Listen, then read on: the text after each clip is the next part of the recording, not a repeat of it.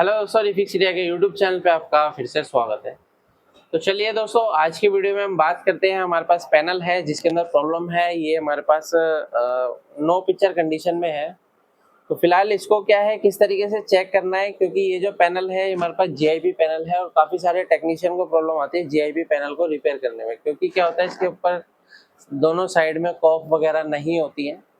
लेकिन क्या होता है कि सबसे ज़्यादा जो प्रॉब्लम आती है वो गेट साइड लाइन पे जो शॉर्टिंग होती है उसको कैसे निकालना है, किस तरीके की दिक्कत आती है, कैसे हम उसको रिपेयर कर पाते हैं। क्योंकि क्या होता है, काफ़ी सारे टेक्नीशियन कटिंग करते हैं, कटिंग के बाद क्या होता है लाइनिंग आती है, स्कैनिंग लाइनिंग आती है। तो वो सब चीज़ें किस तरीके से रिपेयर की जाती है, सब चीज़ें पैनल की क्लास के अंदर हमारी होती है, किस तरीके से हम इसको रिपेयर कर सकते हैं। फिलहाल अभी मैं आपको बताता हूँ कि इस पैनल को किस तरीके से रिपेयर करना है। तो चलिए मैं आपको दिखाता हूँ। ये जो पैनल है मेरे पास बीओई कंपनी का पैनल है। इसका जो नंबर है मैं आपको नंबर दिखा देता हूँ। नंबर क्या है इसका, नंबर यहाँ पे आप ये देख सकते हैं, ये इसका नंबर है। और काफ़ी कॉमन पैनल है, काफ़ी सारे सेटों में लग के आता है ये पैनल। तो अभी क्या है कि ये जो पैनल है दोस्तों, इसको रिपेयर करना है। तो रिपेयर करने के लिए सबसे पहले मैं आपको इसकी कंडीशन दिखा देता हूँ। सेट को हम ऑन करते हैं। तो सेट को ऑन करने के बाद अगर हम इसके अंदर देखेंगे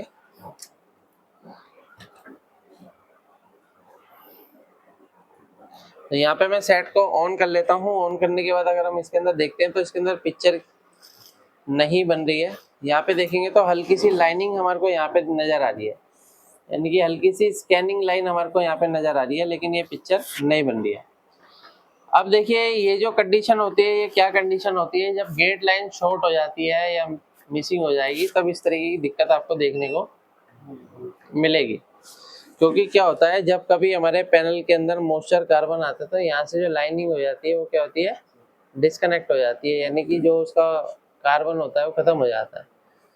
तो उस कंडीशन में क्या होता है कि ये पैनल नॉट रिपेयर होते हैं। लेकिन फिर भी क्या है, कंडीशन ने और भी होती है इसको रिपेयर करने की। तो इसको चेक करते हैं स्टेप बाय स्टेप और देखते हैं क्या कंडीशन है। तो यहाँ पे मल्टीमीटर को सेट कर लेते हैं डीसी वोल्ट की रेंज पे। और यहाँ पे अगर हम इसके अंदर वोल्टेज देखेंगे तो सबसे पहले कितना वोल्टेज, 12 वोल्ट हमारा ओके है। 12 के बाद क्या बनेगा, एवीडीडी नहीं, 3.3 वोल्ट बनेगा। हाँ, 3.3 वोल्ट देखो यहाँ पे बनेगा। जब तक 3.3 नहीं बनेगा एवीडीडी, हाँ भाई ये ध्यान रखना, ठीक है भाई। तो यहाँ पे हमारा ये जो 3.3 वोल्ट है, कहाँ से आ रहा है, ये बक कन्वर्टर से आ रहा है। तो बक कन्वर्टर कहाँ है, आईसी में है। पिछले बार एक बार पैनल दिखाया था, उसके अंदर बक कन्वर्टर अलग से लगा होता है, एक आईसी लगी हुई थी। लेकिन यहाँ देखोगे तो आईसी के अंदर कंबाइंड है बक कन्वर्टर। अभी यहाँ पे 3.3 वोल्ट बनेगा, कहाँ पे जाएगा, हमारी रोम आईसी के अंदर जाएगा। रोम आईसी पे अगर हम चेक करते हैं 3.3 वोल्ट जा रहा है। और कहाँ पे जाएगा, हमारे टीकॉन में जाएगा। टीकॉन में भी 3.3 वोल्टेज जाने के बाद अगर हम देखते हैं तो टीकॉन आईसी एक वोल्टेज यहाँ पे इनेबल वोल्टेज भेजती है। ये आईसी की हाँ 3.3 वोल्टेज भी होती है, 2.5 भी होती है, 1.5 भी होती है। तो जब वो वोल्टेज यहाँ पे आती है तो यहाँ पे होगा क्या कि ये जो आईसी है हमारी, जो पल्स है, पल्स जनरेट करना स्टार्ट करेगी। क्योंकि इस आईसी के अंदर एक मोस्फेट होता है जो कि इस कॉइल और डायोड के बीच में पल्स जनरेट करता है। जब उसके गेट पे ये आईसी ड्राइव बनाएगी तो वोल्टेज हमारा यहाँ पे बूस्ट होना स्टार्ट होगा। यहाँ पे अगर आप देखोगे तो 16 वोल्ट की सप्लाई यहाँ पे बन रही है। जब यहाँ पे 16 वोल्ट की सप्लाई हमारी बन जाएगी तो 16 वोल्ट की सप्लाई हमारी क्या है, ये एवीडीडी वोल्टेज। एवीडीडी से क्या बनेगा, वीजीएच और वीजीएल बनेगा। तो यहाँ पे अगर आप देखेंगे तो यहाँ पे एक मोस्फेट लगा होता है। इसके अगर आउटपुट में यानी ड्रेन पे देखेंगे तो कितना वोल्टेज आ रहा है, कौन सा मोस्फेट होता है, ये पी चैनल मोस्फेट होता है। इसके सोर्स पे भी वोल्टेज आता है, ठीक है, और यहाँ पे भी वोल्टेज आता है। तो यहाँ पे जब ये वोल्टेज आउट होगा तो ये वोल्टेज हमारा सबसे पहले जाएगा, यहाँ पे देखेंगे तो चार्ज पंप सर्किट है। तो चार्ज पंप सर्किट के अंदर अगर हम देखेंगे तो हमारा वोल्टेज बूस्ट होना स्टार्ट होगा। ये देखिए 16 वोल्ट इनपुट हो रहा है।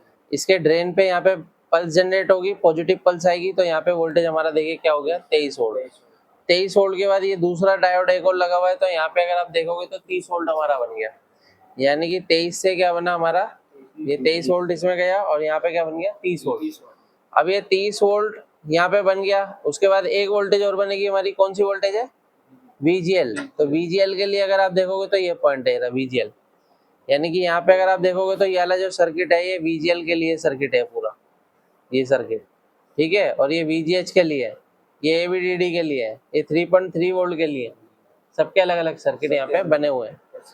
अब क्या है, जब ये सारे वोल्टेज बन जाएंगे तो हमारी ये वोल्टेज कहाँ पे जाती है, इसके अंदर जाती है। यहाँ पे अगर आप देखेंगे तो ये जो पैनल है ये किसी मैकेनिक के पास से आया है।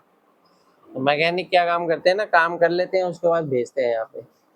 तो यहाँ पे अगर आप देखोगे तो ये आईसी एक तो ये टेढ़ी लगी हुई है, ये आईसी बिल्कुल टेढ़ी लगी, आउट लगी है, ठीक है। अगर आप इसकी कंडीशन देखोगे तो ये इधर की तरफ जा रही है। दूसरा क्या है, इस आईसी की सबसे पहले हम इनपुट वोल्टेज चेक करते हैं। इनपुट वोल्टेज क्या क्या रहती है इसकी, इसकी वोल्टेज अगर हम चेक करते हैं क्या रहेगा, देखो 30 वोल्ट वीजीएच जा रहा है इसके अंदर, उसके बाद वीजीएल जाता है इसके अंदर, उसके बाद एक वोल्टेज और जाती है इसके अंदर 1.6। 1.6 का मतलब यानी कि 3.3 वोल्ट का जो है हाफ करके। यहाँ पे अगर आप देखेंगे तो एक डिवाइडर बना हुआ है, डिवाइडर के द्वारा आ रही है। यहाँ पे 2 रेजिस्टेंस लगे हुए हैं। यहाँ पे देखो ये 3 वोल्ट की सप्लाई हमारी इसके अंदर आ जाएगी। ये देखो 3 वोल्ट आ गई। यहाँ पे एक रेजिस्टेंस लगा के इसको ग्राउंड कर दिया और यहाँ पे हमारी वोल्टेज आ गई। तो ये वोल्टेज भी हमारी आईसी के अंदर जाएगी। किसी किसी आईसी के अंदर 3.3 वोल्ट जाता है, किसी में उसका हाफ वोल्टेज जाता है। तो हाफ वोल्टेज कैसे जाएगा, डिवाइडर बना के, ऐसे नहीं जाएगा, डिवाइडर बना के जाएगा, ठीक है ना। तो यहाँ पे जब ये वोल्टेज इस आईसी के अंदर जाएगा तो ये आईसी हमारे सीकेबी सिग्नल जनरेट करेगी, क्योंकि इसके साथ में देखिए सीकेबी सिग्नल कब जनरेट होता है, जब इसकी सारी वोल्टेज ओके है और यहाँ से यानी टीकॉन आईसी से सभी सिग्नल यहाँ पे आ रहे हैं। जब सिग्नल आ रहे हैं तो हमारे सीकेबी जनरेट होंगे। तो यहाँ पे अगर आप देखेंगे तो यहाँ पे देखो CKV1 है हमारा, देखो कितना वोल्ट बन रहा है, 10 वोल्ट बन रहा है। यहाँ पे भी 10 वोल्ट बन रहा है। देखो पिक्चर में देखो कुछ हलचल हुई, ये देखो हल्की सी हलचल हुई थी। तो यानी कि क्या है, यहीं के सेक्शन में कहीं ना कहीं दिक्कत है। 10 वोल्ट आ रहा है, यहाँ पे चेक करते हैं, यहाँ पे भी 10 वोल्ट आ रहा है, यहाँ पे चेक करते हैं -7 आ रहा है। यानी कि ये हमारे को यहाँ पे भी 10 ही मिलना चाहिए। और यहाँ पे चेक करते हैं -7 आ रहा है, यहाँ पे भी -7 आ रहा है, यहाँ पे क्या आ रहा है 30 थोड़ी है, -7, यहाँ पे -7 है, ठीक है ना। तो यहाँ पे देखो ये वोल्टेज हमारे को थोड़ी सी एबनॉर्मल मिल रही है। देखो यहाँ पे लगाने पे पिक्चर हमारी चल रही है लेकिन स्कैनिंग लाइन आ रही है। देखो पिक्चर चल रही है लेकिन स्कैनिंग लाइन आ रही है। ये देखो ये मैंने हटा लिया, पिक्चर चली गई। ये देखो यानी कि दिक्कत यहीं कहीं है। ये देखो चल रही है पिक्चर, प्रॉब्लम कहाँ है, यहीं के आसपास में। क्योंकि यहाँ पे देखेंगे तो यहाँ पे हमें काम भी हुआ नजर आ रहा है। तो देखिए ये कंडीशन होती है कि कई बार क्या होता है, इस आईसी को हम थोड़ा सा अलाइनमेंट करके देखते हैं क्या रहता है। क्योंकि अगर आपकी हैंड स्किल सही नहीं होगी ना तो यही कंडीशन आएगी कि भाई आप आईसी निकाली, दूसरी लगाई, लगी ही नहीं सही से। तो आपको हैंड स्किल पे भी काम करना है। तो फिलहाल क्या है कि मैं इस आईसी की जगह दूसरी आईसी लगा के देखता हूँ। ये पीसीबी है मेरे पास, यहाँ से हम इस आईसी को, देखो सेम है ना पीसीबी, सेम है। इसकी हम आईसी बदल के देखते हैं, ठीक है ना। उसके बाद ट्राई करते हैं और सेट को करते हैं ऑफ। क्योंकि ये अलाइनमेंट करने के बाद मुझे लग नहीं रहा क्योंकि चलेगी, क्योंकि काफ़ी टेढ़ी पिन है, कई बार शॉर्ट वोट भी हो जाती है आईसी। तो ज़्यादा देर तक अगर हम पीसीबी पे हीट मारेंगे तो पीसीबी खराब होने के चांस रहते हैं। तो अभी क्या है,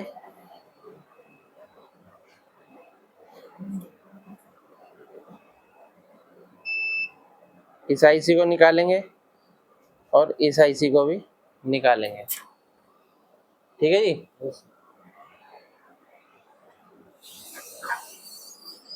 अब देखिए अगर ये अभी भी नहीं हुआ तो गेट लाइन कई बार क्या होता है शॉर्ट हो जाती है, तब दिक्कत आती है इस तरीके की। लेकिन फिलहाल अभी तो आईसी से मेरे को दिक्कत लग रही है ये, क्योंकि वोल्टेज इसकी नहीं बनी है, यानी सिग्नल नहीं बन रहा है, ठीक है ना। सिग्नल कब बनेगा, जब आईसी आपकी प्रॉपर तरीके से बैठेगी और आईसी ओके होगी।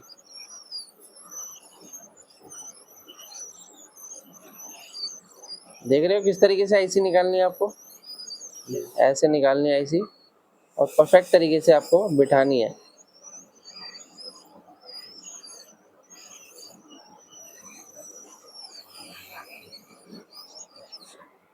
ठीक है, तो आईसी अभी हमारी बिल्कुल परफेक्ट तरीके से बैठी है। यहाँ पे आप ये देख सकते हैं आईसी कंप्लीट चारों तरफ से अगर आप देखेंगे तो बिल्कुल ओके बैठी है। थोड़ा सा हम इसको रीसोल्ड कर लेते हैं आईसी को। यहाँ पे हम इसको रीसोल्ड करेंगे।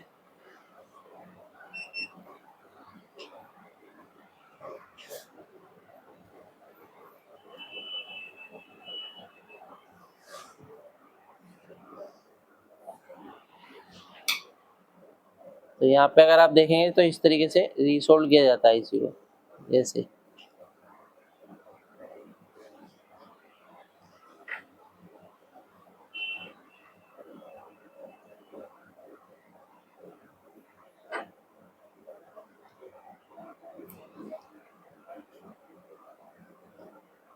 ठीक है, ये हमारी बिल्कुल रीसोल्ड हुई है परफेक्ट तरीके से। अभी इसको हम थोड़ा सा क्लीन कर लेते हैं।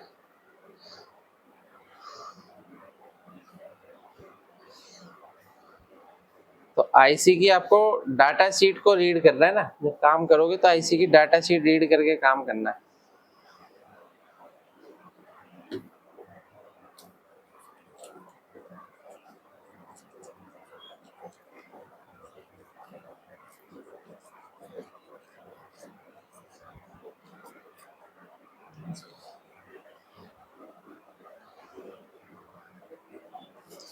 इस तरीके से हम इसको क्लीन कर लेते हैं। ठीक है, ये क्लीन हो गई है। हल्की सी हीट मार देंगे ताकि कोई ड्राई हो जाए बिल्कुल।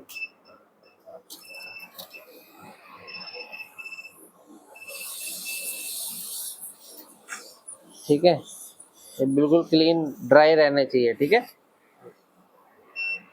तो अभी क्या है, ये हमारी आईसी लग गई है।